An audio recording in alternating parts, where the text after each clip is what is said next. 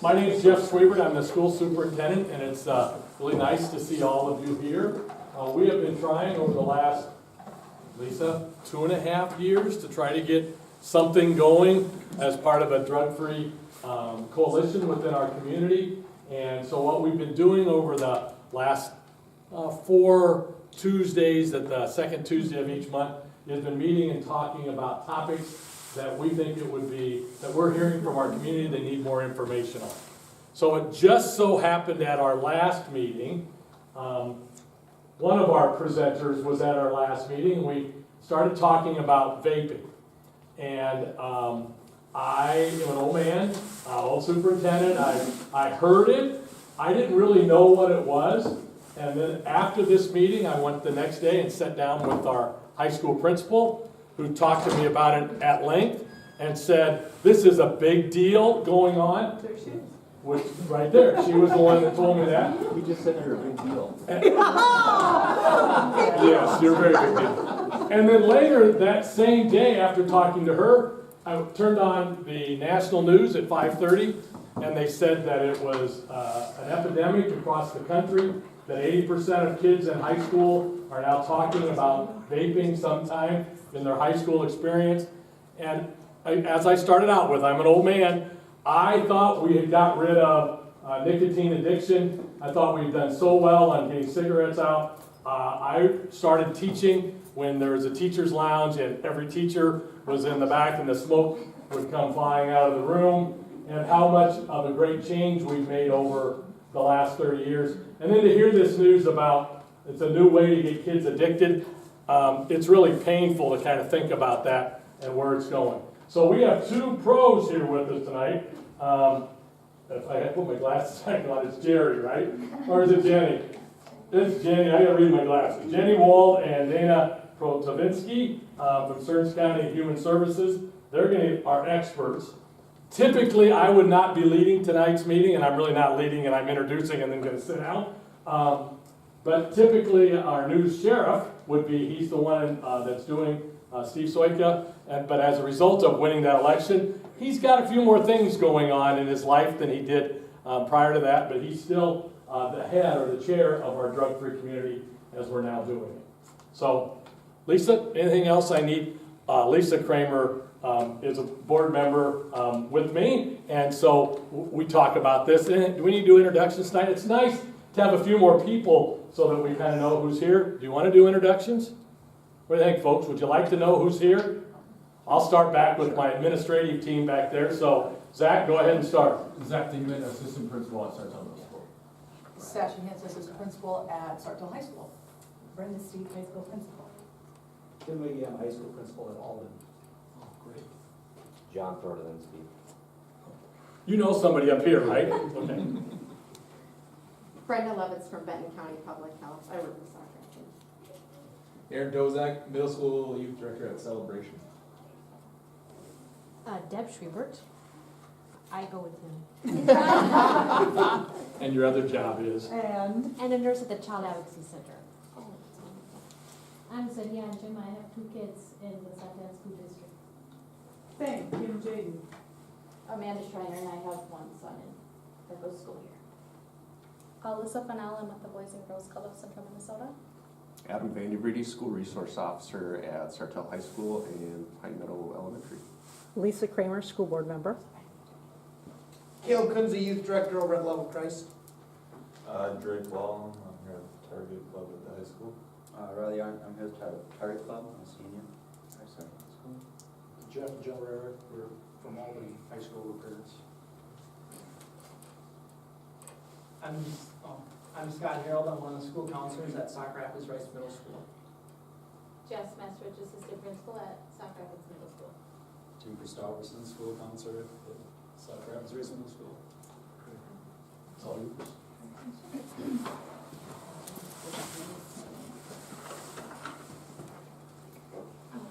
Dani and I, we work on the SHIP grant, which is a statewide health improvement partnership. It's a grant funded through the Minnesota Department of Health, and we have been working on this for a couple of years. So the overall goal of SHIP, which is a grant that all counties in Minnesota are represented, our overall goal is to create a healthier Minnesota. So we work how we can expand opportunities of creating active living, healthy eating, and tobacco-free living. We partner with many communities in Stearns County. We partner with schools, work sites, businesses, apartment owners, chamber of commerce groups, faith groups, and any way that we can make the top 3 opportunities possible: the active living, healthy eating, and tobacco-free. So what do? One of the areas we focus on is supporting tobacco-free living in Stearns County, and we do that by supporting community partners with tobacco cessation, tobacco-free grounds with workplaces, parks, schools, education opportunities in the community and schools, ordinance updates at the city and the county level, and then policy updates. In 2016 and 2018, we conducted tobacco audits for all the retailers in Stearns County. And that gives us data to look at the proximity of retailers to schools, retailers to parks, and we can kind of see pockets, areas that need improvement. And it also gives us opportunities to look at product placement, pricing, and advertising and availability to the community. In our community work as well, it really is important that we advocate, right? So we provide education so individuals can make informed choices. So that's primarily what we're here to do. So the Minnesota Youth Tobacco Survey is done every 3 years, and we know that not every school participates, right? So some schools can opt out. However, it does really provide us with great knowledge of what our students doing and what are their views on it. So as we move through the presentation, we'll talk a little bit about opportunities that we have had. Just last week, we were able to present to the St. Cloud Youth Task Force. We got some great feedback from them. Actually, I have a couple of quotes. So we asked, do your parents talk to you about tobacco use? Have they talked to you about vaping or e-cigarettes? Have you seen it? Do you know people that are doing it? And, you know, most of it came down to flavorings. So we'll speak a little bit to that. But, you know, typically we know about 1/3 use it for other recreational use. But, you know, it's gone up by 50% since 2014. So this is really pushed into an epidemic that's being driven by public health as well. So trends, I know that we had talked a little bit about trends. What are we seeing? Everybody is seeing this in the media, right? About how it's a really big concern. And so obviously, things are starting to come out that are different research that we see. So again, different cancer-causing agents, the chemicals, FDA, how they're cracking down on flavorings. And like Jenni said, a lot of policy work that's associated with that. We know that the research continues to be negative around it, but for right now, we don't know what we don't know, right? So we can just advocate and try to educate to make the best informed choices. We really believe that there is a lack of perceived harm associated with this, based on not only the Minnesota Youth Tobacco Survey, but also just interacting with groups within our communities. A lot of times too, when we focus on policy, we kind of lose sight of what's actually happening in our communities. So we really do want to focus on creating an existing change, so physical, social, environmental. So ENDS as a whole, meaning electronic nicotine delivery system. So as you can see, there are multiple shapes and sizes of e-cigs, and there's more than just e-cigarettes. There's also vape pens, dab pens, hookah pens. But basically having that battery-operated device, which then heats the oil, which then turns it into the vapor, and that's the part that is inhaled. So this is an infographic that was created by Clearly Minnesota, and so it's just comparing how similar tobacco products look to everyday items that students use every day. So, you know, there's vape pens that look like pens and highlighters. There's some that look like whiteout tape. So it's just confusing for parents to see if you have. We have products up here that we do invite you to at the end to come look at as well, but you know, the everyday items that you can easily mistake for, or tobacco products that easily can be mistaken for everyday items. So with this 50% increase, we know that the Minnesota Department of Health hasn't reported a 50% increase since we started really tracking this in 2010. And the important part is how does that then push it into an epidemic? And how do we really educate or get a grasp of this? And I think that's where, you know, parents come into play, right? We're at such a challenging time where you want to grant your children kind of that autonomy, right? And that permission to be independent, but we don't know how to have those conversations if we don't know what we're talking about, right? So obviously that this has been the highest increase that the Minnesota Department of Health has ever seen. And with this, we know that only 6%, which was reported in 2015, of e-cigarette users are adults.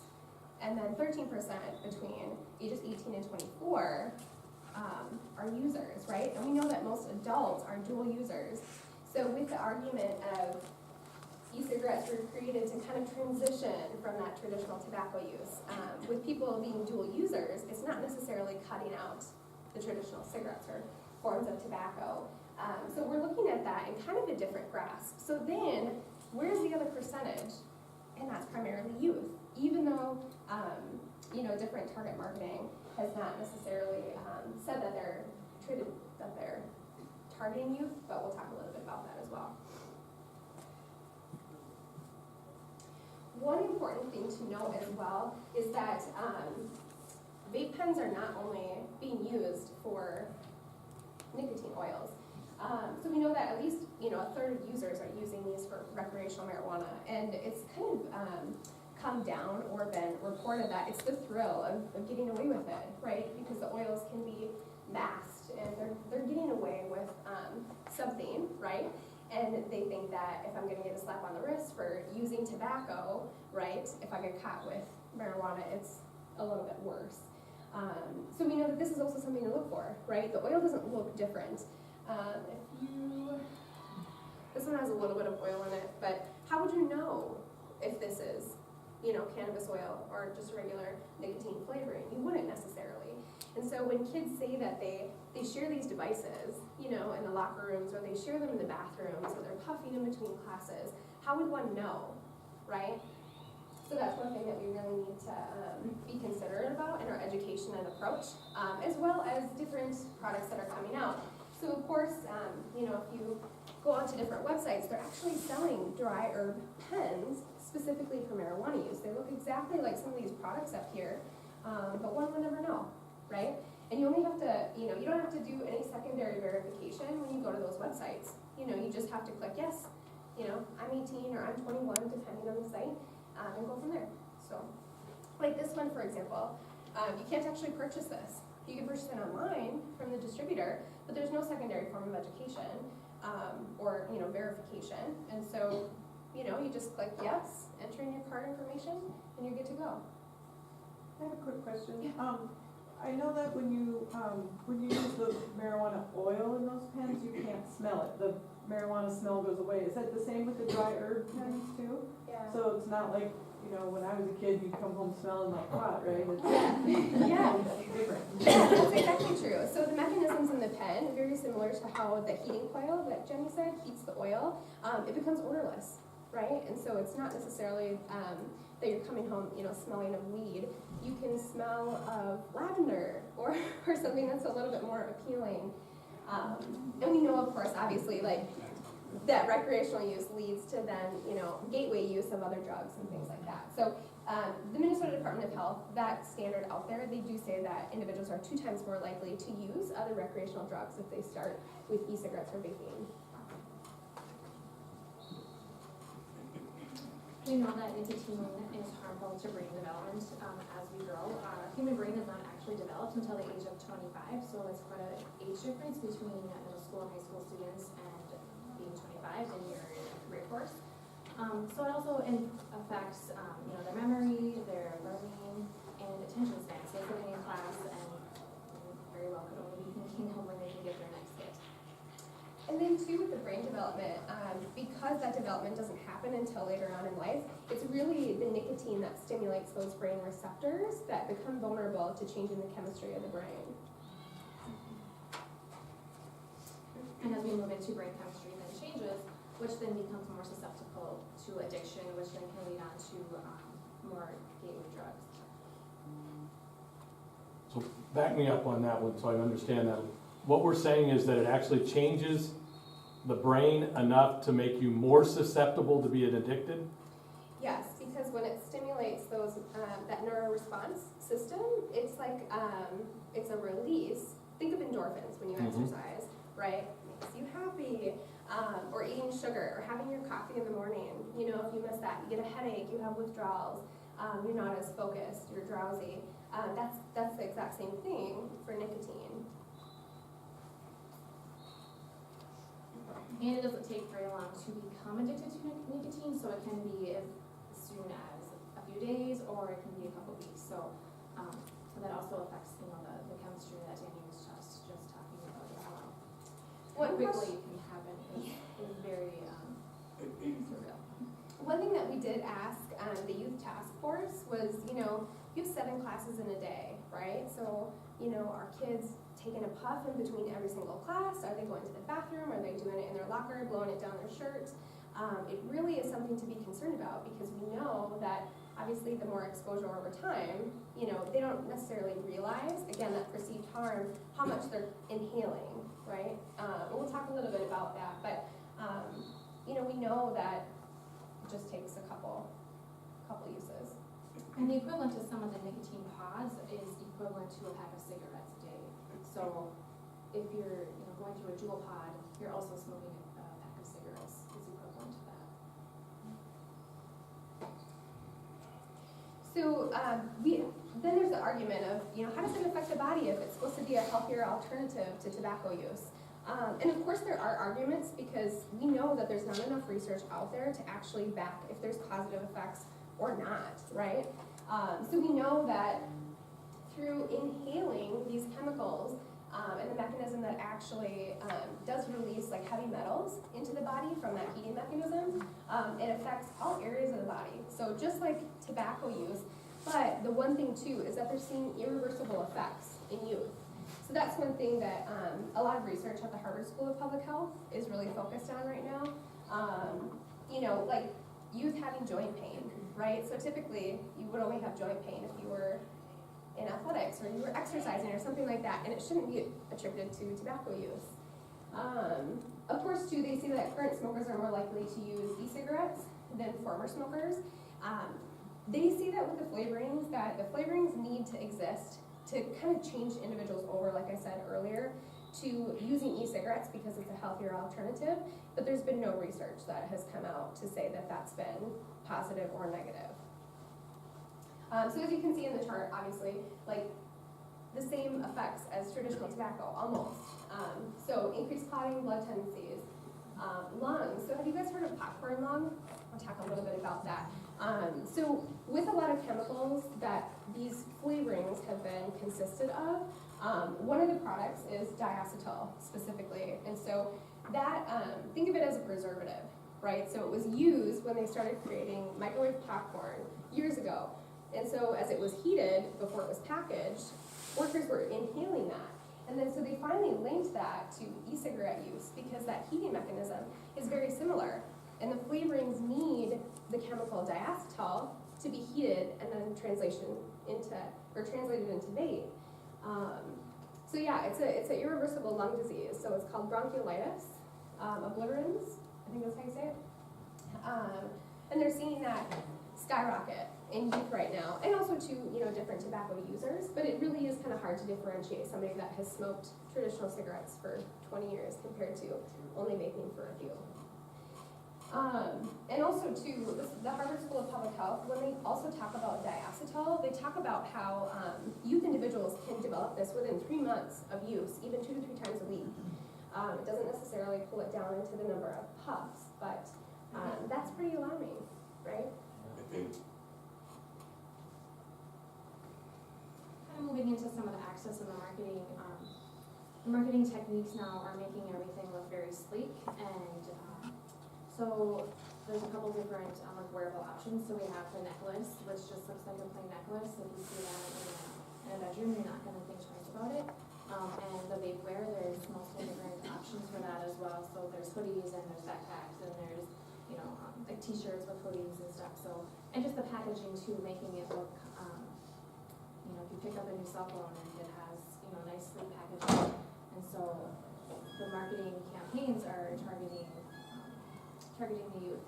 And then we just have a picture of, this is a views, but you can just kind of see the pieces there. So it's just, you know, it's very simplified. It's the mouthpiece, it's the cartridge with the oil, it's the heating mechanism, all very sleek. And this particular model is actually charged magnetically, so they say there's no downtime in between use, right? Which means that you don't have to take something and plug it into your computer for it to charge. You can, you know, virtually have it anytime you work. And some more examples of just kind of that, the marketing, you know, they're using bright colors, they're using fun shapes. You know, addiction is never sweet or cool, but it's on the background of pink. Even just the fonts that they're using is just kind of making it more out there. And then this bottom picture is a picture of Jules and views on the convenience store countertop next to candy and then 5 Hour Energy. So it's right there, it's in our face when we go into a convenience store. It's just more marketing tactics that these companies are using. And then too, with marketing, it's kind of like miss-target, miss-market, right? You kind of outweigh the two. But realistically, how many adults that don't have children are gonna go buy Fruit Loops? I mean, maybe, right? But it's unlikely. Or bubblegum, Skittles, cotton candy. Most adults are not necessarily gonna look for those specific types of flavors. We know that different types of flavors that are like associated with alcohol brand names that are sweeter are purchased by adults. And we were actually just talking before this about Thin Mints, right? So there's been flavorings that, you know, have come out that are Thin Mint branded. So Girl Scout, of course, came back and said, no. So again, you know, placement, marketing, things like that. But teens know, you know, they know what to look for. And again, with the feedback that, you know, we've gotten just from different community groups, if the flavorings weren't there and so appealing, we don't think that this would be as big of an epidemic as what it is. Dani or Jenni, do you guys see some intention with marketers specifically for youth, like similar to what Big Tobacco did years and years ago? They're not trying to market their products for a 50-year-old, they're trying to market it for a younger user who they're gonna have more longevity with, right? Yeah, they're finding the replacement smokers, you know, and by doing that, they're picking out popular flavors and using that as. And it's kind of the concept of, like, let's say somebody is 25 and using, you know, they say, oh, get the Skittles brand, it'll take you back to your youth, or Smarties, or any of that type of stuff. And it's really, you know, again, specifically targeted towards sweet, savory, but also kind of like the allure or the mischievous side of being able to get away with it. What's gonna taste good? They take away, you know, the traditional tobacco, you know, had to burn to the throat. Like, you know, they took all that away and now they made it more appealing. Right. And two, like, I mean, look at how old the girl looks in the yellow advertisement there. How old does she look really? You know, does she look like she's 18? And I know it's hard to tell sometimes, but really, you know, with the marketing, with like, we'll talk a little bit about Instagram, but with followers that become trendy, they pull in those age groups, right? Who is producing it? Who are the companies behind making that product? Oh, there's so many. We'll talk about Jewel. Jenni will talk a little bit about the marketing associated with that, but there's so many, and that's why it's so hard to get a grasp of, right? It's hard to track. It's hard to track the type of chemicals because they're being reproduced so quickly. And really, by the time evidence-based research gets around to it, they have to get a hold of the product that has come out. They have to test it. They have to test it over time. And that's the challenge, right? So it's different than with tobacco where you had the Philip Morris and R.J. Reynolds and those big companies. Right. This is much more on a smaller level. Grassroots. Yeah, and to be honest, like anybody, so like let's say if you wanted to be an entrepreneur, right? You could go to a company and say, hey, can you create this device? And then just pour a bunch of chemicals in and say, yep, it's gonna taste like Skittles or whatever. You could slap your brand name on it and push it out. You know, so that's how unregulated it is. Current. Yes, Yeah, currently. currently, thanks Brenda. But, Some more advertising, so this is Jules' Instagram page, which is no longer active. But they just, this little box here says fact, vaping is not the same as smoking. They have a Jewel with their little clutch and phone, grab it on your way out for the night. Two boxes that say switch, insinuating that it's better than actually using traditional tobacco. So, it was right there in the social media for a long time. And I just have a couple stats I want to read to you from the Minnesota Youth Tobacco Survey. So 62.4% of high schoolers and 57.4% of middle school e-cig users got their e-cigarettes from friends. 32% of underage high school students who use e-cigarettes got or bought their e-cigarette from retail outlets, vape shops being the most common. 88.4% of students had not seen ads or have seen ads promoting e-cigarettes in the past 30 days, which is down from 90.1% in 2014. But 58.9% have seen ads in convenience stores and other stores in the past 30 days, which is up 47.5% since 2014. And then 39.6% of students have seen ads on the internet, 38% on TV, 18.6% in magazines, 14% on billboards, and 6% on radio ads. So that is all marketing avenues that have been targeted in the last 4 or 5 years at quite large amounts. and teens, yeah. So I just had a quick question. With nicotine, there was this thing about suppressing appetite and reducing weight. Are they targeting that aspect of it too, that, it's going to suppress your appetite and make you lose weight? So we'll talk a little bit about that in a couple of slides, but exactly. So just like that individual in the youth task force group said, I get to have my Skittles, my milkshakes, whatever, without the calories. They're 14, and they're already thinking that, right?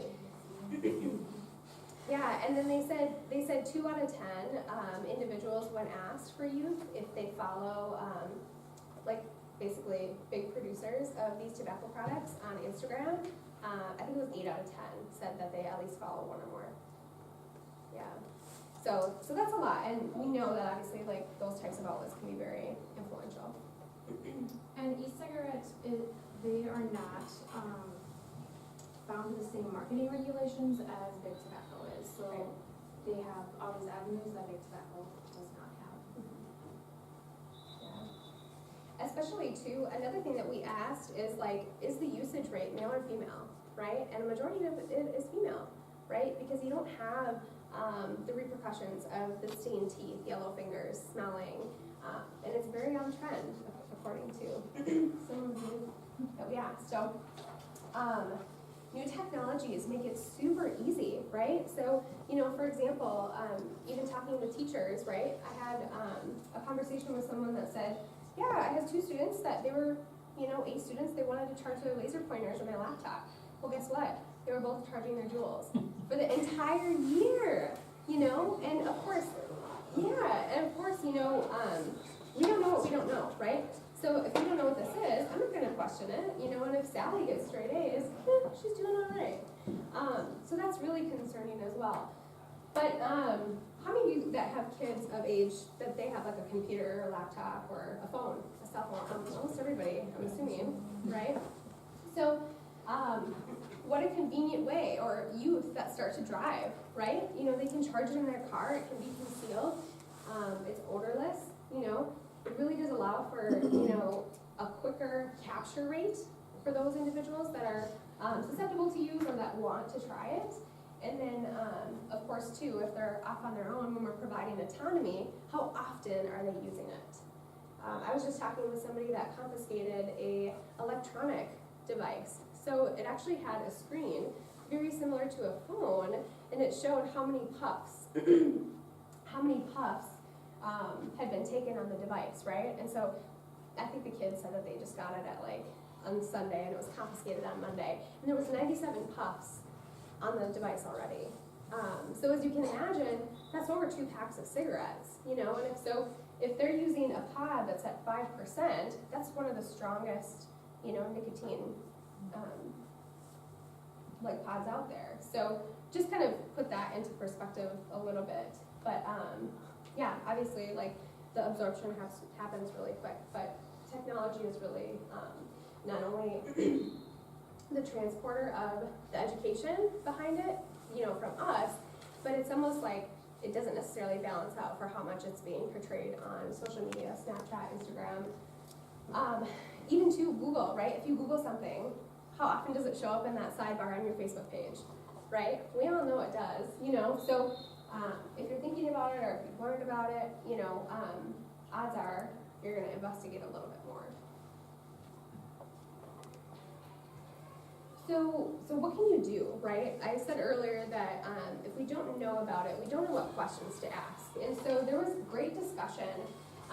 The Harvard School of Public Health, which is like my go-to for a lot of research, they had a couple key takeaways from some focus groups that they did. And this can primarily be for parents and schools, but it can be modified for each. So a couple, it says, you know, accept that facts don't go far. Right, so we know that dumping information on your kids or anybody else really doesn't always make the case, right? So it's not necessarily going to be adopted. If sometimes it might fall on deaf ears, but also just realize that having the information doesn't necessarily mean that our kids are going to make good choices. Get their perspective. So ask, you know, what's your take on e-cigarettes? Or again, do you know anybody that does them? Do you see them at school in individuals' backpacks? Do people do them in the locker rooms? Ask those questions. Ask why before suggesting why not. Oftentimes, when you rush to the negative, what do kids do? Polarize themselves with Yeah, it. They're like, all right, then now I really want to do it. Yes, yes, absolutely. And so, you know, you have that opposite and opposed effect. And so, if you give them that autonomy or just say, you know, hey, I'm not here to tell you that you can't do it, or, I mean, we all know that, you know, kids at that age are going to experiment or whatever, but if we can give them the harm behind it so they at least have a little bit of that perception, it'll be a little bit better. And then, of course, sharing concerns. Cleveland Health Clinic, actually, they're doing a ton of focus groups around this right now, so I'm really curious to see what comes out after the next youth tobacco survey is done, not only for Minnesota, but their area as well. But there was a provider that said, you know, we're still learning new things. Obviously, we don't know everything associated with the negative health risks, but what we are finding out is not reassuring. So I'd be curious what they find. And then conceive your limits of power. So obviously, you know, being an adult, using opportunities to educate wherever you can, if it's to students, if it's to staff. We're going to a couple of schools to educate staff specifically on what to look for, you know, so all of those different things. But if you go to the next slide, it talks a little bit about like what schools can do. So part of our work in public health is we work on the policy side, and so we help different schools adopt language associated with perceived risk, you know, and then also to incorporating e-cigarettes and vaporizers and everything like that into every section of their policy, so there's no discretion. It's very black and white. Incorporating signage, also to groups like this, you know, that can kind of come together and support or have some call to action. And we also work at the community level too, so there's different things that we're kind of working on in Stearns County too. But you know, overall as a whole, certain locations are covered by the Clean Indoor Air Act, being schools, universities, government buildings, and healthcare facilities are covered under that. Communities are limiting flavored tobaccos to adult-only tobacco shops, so that kind of falls into that ordinance work that we work on. And cities and counties are also updating ordinances moving forward with tobacco 21, so you have to be 21 to purchase tobacco products. It's also been moved across the state right now. And then increased funding for tobacco prevention and control, so making sure that e-cigarettes are taxed at the legislature. And then in September, the FDA came down on all these tobacco companies, kind of with a sting that they did, but just kind of making sure that, you know, what are they doing to limit selling of e-cigarettes to minors, and then also, you know, threatening to ban flavors to adult-only tobacco shops. And so there was multiple warning letters that were sent out and some action plans as couple years, before we see big changes. And then a couple other things that we have talked about, and we showed this to the youth task force as well, is hidden in plain sight. So, this, picture is from the Power to the Parent.org, but there are also some local opportunity as well as, a bedroom setup, kind of bringing parents through, and then identifying, different drugs and, tobacco products, and which are disguised as everyday, products as well. And then the two things is you cared about what your baby put in their mouth, and so you should care now as your students are in middle school and high school as well. Benton County, I know, I believe, has a room like this as well, and then Betty Ford Foundation also has a hidden in plain sight called the Top Secret Project that is locally in Minnesota as well. Yeah, and so we're trying to do a lot of work on the state level, and of course, with this being pushed into a public health epidemic, there's a lot of kind of boots on the ground and behind the scenes work that we have to do. But 21, as of Monday, localities have transitioned to adopting Tobacco 21. Of course, we won't see the repercussions or the benefits come out of that for a couple years, but we're really excited. Hope County, they were just the newest locality to adopt the policy as well. But obviously, government buildings, K-12 schools, just really kind of closing that gap between individuals that are 18 that are still in high school and raising the age to 21. We see that a lot of use that kind of trickles down into middle school. I would hate to say elementary school, but again, we would have to see the research that comes out of there. But, a lot of the high schools that are connected, right? So if you have individuals that play sports that are in 7th grade, I want to be friends with Joe that's on varsity. I want to go stand by their locker. Okay, well, what are they doing? And so we're just seeing those types of connections and starting to kind of see increased use in those respects as well. But it's not just Minnesota. So we know that this is driven nationwide. And so as you can see, 21 in Minnesota, but New Jersey, right? So they're like fully adopting Tobacco 21. So we're hopeful that we can continue to work city and county level, of course. That's kind of where we fit with SHIP as well. So repercussions for youth. We were just talking a little bit about just the repercussions if you get caught, what happens. Well, it's different. So if you get caught with just tobacco or if you get caught with marijuana, it's quite different. But because we are seeing so many youth run into this predicament, right? Duluth East, actually, they've been leading school, I guess, to implement something different than their traditional diversion program. So they actually have to either pay a fine and do a paper, I believe, but they actually have to do a class on learning about e-cigarettes, different tobacco harms, perceived risk. And it's really kind of formulated off of DARE. Do you guys remember DARE? DARE program? So yeah, and then too, their parents have to go with them as well, right? Which is really, really great because sometimes we see that oftentimes users, sometimes their parents just are not as involved, and so they have to do that as well.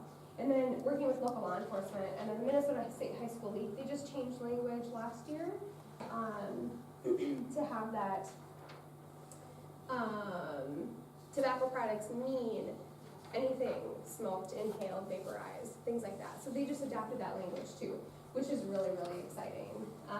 And that it just, it means that there can be repercussions for youth that play sports outside of a particular season also. So it's not just winter, spring. So if you get caught in the summer, or we're seeing different youth, there's not necessarily, I don't want to say perceived risk, but some youth will say, oh, well, it's just a scrimmage, right? So I can sit out for 2 games, compared to if it was a state meet or something, so. What are your questions? So this is just a general overview, kind of, but it really doesn't scratch the surface, like Jenni said, about usage, repercussions, risks. Any questions that you guys have? I have a question. I've heard things like Well, they're vaping, but it doesn't have nicotine in it, they're just doing the vape juice. Sure. So do they sell that crap? And my other question is, what is the cost of this? $8 pack of cigarettes, what does it cost for a pod of Juul? We were just talking about this. A pot of Jewel, at a local convenience store in town, it's like 4 pods, so it's a pack, it's like $27.99 or something, so, and I'm not sure, a juice is sold in tobacco only shops, I'm not sure what they go for. It's pretty expensive, and a Jewel alone is $20, that was on sale, so I'm not sure, it's probably like 22 to 24 for the device. Yep. You can also order like skins, and you can order that all online, so you can customize your Jewel. That's about $30. The blue is like $22 to $24. That's a menthol. I think you pay a little bit more for the menthol. And the views Single use. are fairly cheap. They're like $11. Are those ones that look like cigarettes? Yes. Yeah. Yeah. Can you talk about the nicotine part of that question? Do all pods have nicotine, or are there some that don't? There's a study out there that tested 51 juices, some saying they were nicotine free, and 39 of them had nicotine levels in them, and some of them were ones that said they were not, or did not have nicotine. So there are nicotine levels in almost all of the e-juices, but I think there are some that market themselves as being nicotine free, but they still have nicotine in them. It's probably just a lower level, but I'm not sure exactly what brands or marketing companies those are. Yeah, and some of the nicotine ranges from like 2% to 5%. So Jewel is 5%. Which is the highest. Yeah, blue is 2%. You know, so it really does change. But yeah, this is the views, just small. Extremely fragrant though. Yeah, Like if you pass it around, it's very fragrant. Yeah, but so the cost, right, associated with that too. But then also too, we hear that when parents find out that their kids are using these devices, they'll sell them to a friend at a cheaper cost, right? So they'll sell one for $10. So this one, I think it was given to the person who was confiscated from, and so it's almost gone, right? So they got it for free. But yeah, so that's how these are getting into the hands of youth so easily. So here's my question, when you talk about using it, so are they putting it in their mouth and sucking on it and then blowing it out, right? So is it a personal device, or does it go around? Because if they're sucking on it and there's saliva, then you have the risk of all these other transmitted diseases, which they may not even have heard about, but that could be a nightmare. Yes, so that's why Jewel, of course, being the leading distributor, they talk about make sure to keep your device clean, not only from the black mold that can be in these that individuals are that individuals are ingesting, but also too, so communicable diseases, right, that we talk about, but then different diseases that come from sharing. But and they then are too, passing them around. absolutely. It's one device, multiple kids. Oh, absolutely. In bathroom stalls. I mean, you'd be surprised how many people they can fit in the handicap bathroom stall. Yeah. And to make sure I understand, when they inhale, they're not, you know, you see the old tobacco smoke would come all out. You're not seeing much of an exit. They're keeping it in for the most part, correct? So they do exhale it because it's a vapor, right? So it's more of that water base. But they'll blow it into their shirt because it can be odorless, right? So if they're in class and they're gonna vape, they can blow it down their shirt. But if they have a thick sweatshirt on, you might never see it. Or the vaporware, the tubes, go back to that slide, the tubes that are supposed to be strings for the hoodie, you know, you can take a puff out of one, blow the vape into the other side, so you'll never see it. One of the schools I Kids work are holding it in though. Oh, yeah. It's also, we were talking about this, so, you know, when, like, traditional tobacco users, they'll make, like, smoke rings and they'll blow it out their nose. It's almost a challenge for these kids that start to use it to say, oh, look what I can do, or look how big my cloud is, all of those things. But yeah, if you see the vaporware on top, it's built right into the sweatshirt. Yeah. So when we had the last meeting, I went home and I had a chat with my 14-year-old, which is quite interesting. How did it go? She said, yeah, Mom, they're doing it. I said, where are they doing it? Well, it's on all the school dances and stuff that happens in the evenings. Yeah. It's happening in the bathrooms. Okay. And it's like, well, has anybody offered you? And there it stops. It's like I hit a wall and I could not go any further. Went one step too far. And she looks at me as if I'm like, thrown Like something. you knew something. Yeah. So, I mean, it's a tough conversation to have. And that's the number one feedback that we get too, especially for teachers. Like I said, we go in front of some schools, their staff specifically, and we take these devices so they can look, touch, feel, because they have a really hard time, you know, intervening or trying to educate, or even confiscating. We were talking about confiscation earlier. You know, how does that work? Does the teacher confiscate it and then it goes to the office? Does the SRO confiscate it? In some schools, kids know not to give it up to the SRO, so then their parents can't come back to the school and say, hey, you know, my son paid $30 for this. Yes, I don't want him to use it, but I want him to have it back. You know, and that happens, unfortunately. Yeah, so yeah, it's just kind of, you know, finding that understanding of, you know, how schools want to approach that as well. And then too, you know, getting caught in the community, right? Does the parent then step in? You know, it's like, what are the repercussions? And some students really are very unaware. You mentioned that it could be marijuana or tobacco. How do you tell, if there's not the smell, how do you tell the difference? So the oil looks the same. It looks the exact same. So there are kits that you can take, but I don't think anybody that's going to test it is really going to pull this apart to get the oil out of it, right? So you just either have to assume, you know, or kind of play devil's advocate, but you would never know unless it was specifically tested with a swab or something.